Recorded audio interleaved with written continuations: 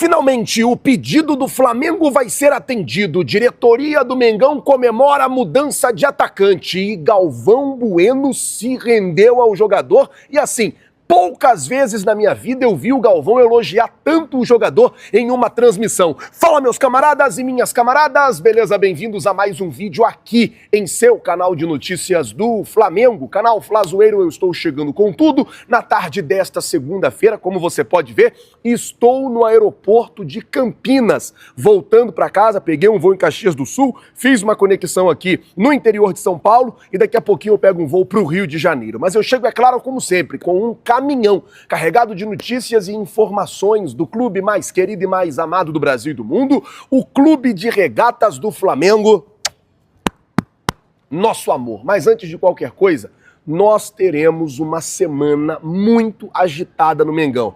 Teremos semana com Libertadores, teremos semana, tudo bem? Teremos semana com clássico contra o Vasco no Maracanã, teremos uma semana de treinos, de muita coisa acontecendo, por isso eu queria pedir a você que não é inscrito no canal, tem um botão aqui embaixo escrito inscreva-se, se inscreve no canal, acione o sino da notificação, deixa aí o seu like que vai ajudar e muito no nosso trabalho, vai ajudar e muito em nosso crescimento e como sempre eu digo, gente, é muito importante para nós, tá certo? Se você não é inscrito, se inscreve, mas eu queria que todo mundo deixasse o like, tenho visto que muitas pessoas têm esquecido de dar o like no vídeo. Bom, deixa eu começar o vídeo aqui já falando sobre o jogo Flamengo e Vasco no próximo domingo no Maracanã, porque todos os ingressos destinados à torcida do Flamengo já foram esgotados. Vale lembrar que quando o jogo é Flamengo e Vasco ou Vasco e Flamengo, a carga de ingresso ela é dividida e funciona basicamente assim. O Flamengo tem todo o setor norte, todo o setor leste e oeste inferior e superior. E o que acontece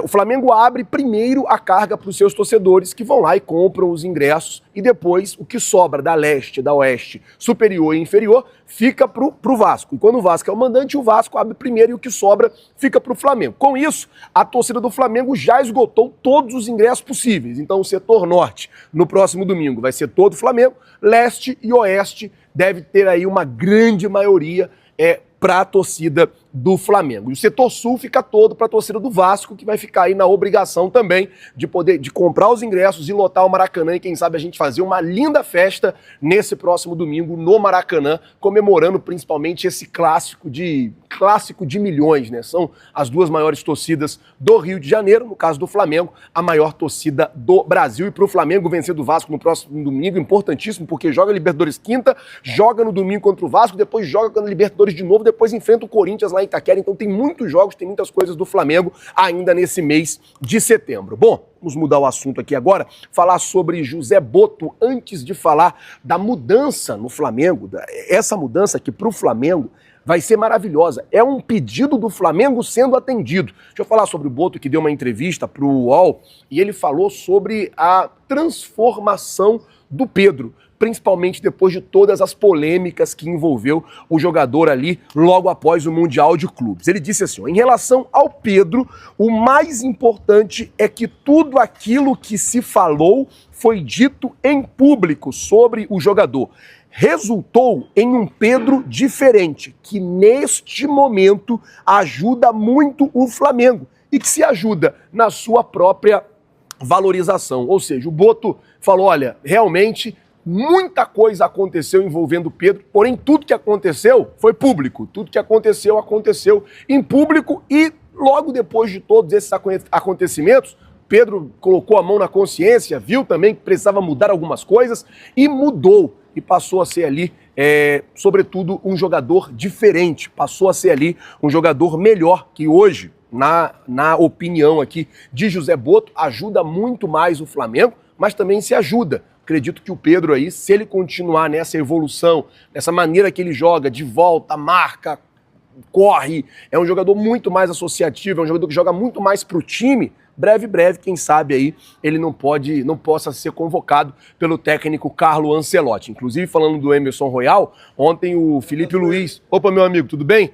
Ontem o Felipe Luiz, ele falou sobre isso, ele pegou o Emerson Royal e falou, olha, assiste esse jogo Brasil e Chile, tá vendo? A maneira que eu gosto que jogue é basicamente a mesma maneira que o Ancelotti coloca o time para jogar. É uma maneira muito parecida. E ele falou, olha, se você quer voltar para a seleção brasileira, vamos tentar seguir esse método, vamos tentar jogar desse jeito que você pode voltar a ter uma vaga aí na lateral direita da seleção. Tomara que o Emerson Royal consiga voltar, que o Pedro também consiga voltar para a seleção e que eles estejam felizes. O mais importante é os jogadores do Flamengo estar sempre felizes. Bom, mudar o assunto, falar agora sobre Galvão Bueno, porque, cara, o Galvão ontem, meu amigo, na moral, o que ele rasgou de elogios ao Saul é brincadeira. Ele passou a transmissão quase que inteira elogiando o Saul. O tempo todo ele estava ali, sempre elogiando o Saul Niguez, elogiando, falando do Saul, explicando, e aquela coisa toda. E ele disse assim na transmissão, ó, basta um espaço que se dá para esse time do Flamengo, sem marcação, que acontece isso aí. Esse cara aí, Saul, sabe jogar bola. Eu estou cada dia mais impressionado com esse Saul.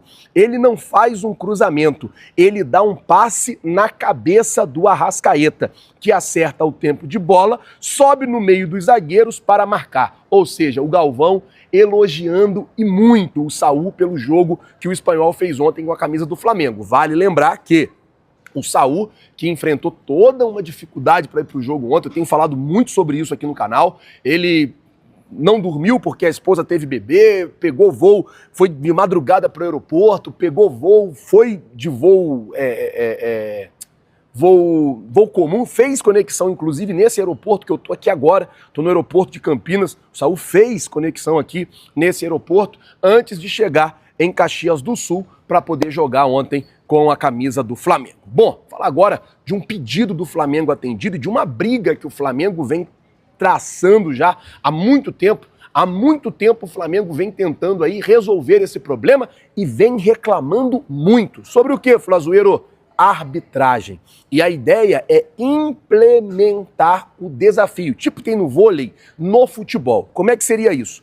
Cada técnico teria direito a 2 desafios. Vou dar um exemplo. Sabe aquele lance que teve ontem no jogo, que o Samuel Lino tomou uma tesoura, o jogador do Juventude deu uma tesoura no Samuel Lino. Então, o Felipe Luiz, ele poderia pedir tempo, pedir desafio. E aí o que é isso? O árbitro, ele é obrigado a parar o jogo e ir até o VAR para poder analisar o lance. Cada técnico pode pedir 2 desafios por jogo. Por exemplo, o árbitro foi lá, analisou o lance, aplicou o cartão vermelho, esse desafio não é contado. Ou seja, teve um lance de falta para cartão vermelho, ou teve um lance de pênalti. O técnico pode pedir desafio. Ele pediu o desafio ali, realmente aconteceu o pênalti, ou realmente era cartão vermelho, ou realmente era alguma outra coisa, aquele desafio que ele pediu não é contado.